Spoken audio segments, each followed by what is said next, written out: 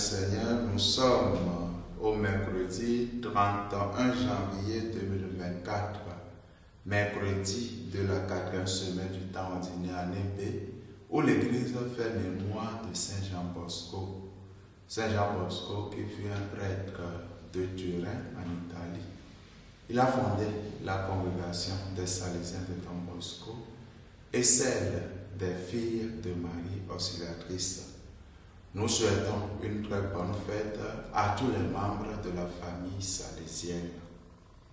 De l'Évangile de Jésus-Christ selon saint Marc, au chapitre 6, versets 1 à 6. En ce temps-là, Jésus se rendit dans son lieu d'origine et ses disciples le suivirent. Le jour de sabbat, il se mit à enseigner dans la synagogue. De nombreux auditeurs, frappés d'étonnement, disaient: d'où cela lui vient-il? Quelle est cette sagesse qui lui a été donnée et ces grands miracles qui se réalisent par ses mains? N'est-il pas le champatier, le fils de Marie et le frère de Jacques, de José, de Jude et de Simon? Ces sœurs ne sont-elles pas ici chez nous? Et ils étaient profondément choqués à son sujet. Jésus leur disait: un prophète n'est méprisé que dans son pays, sans parenté et sa maison.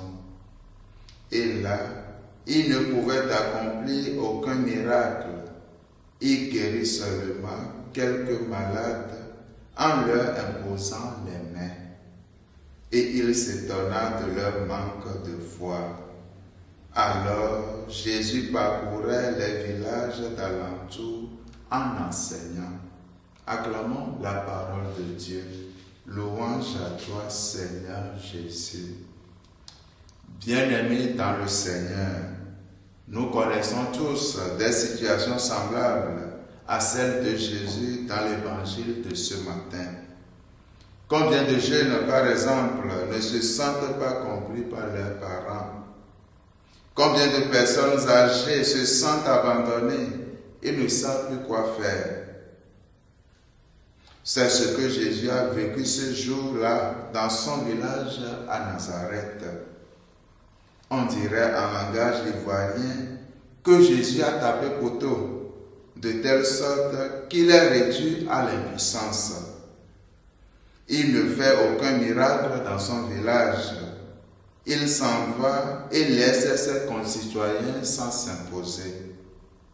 Aujourd'hui encore, Jésus continue de venir vers nous, mais il ne s'impose pas. Il ne force la main à personne, comme il est écrit dans le livre de l'Apocalypse.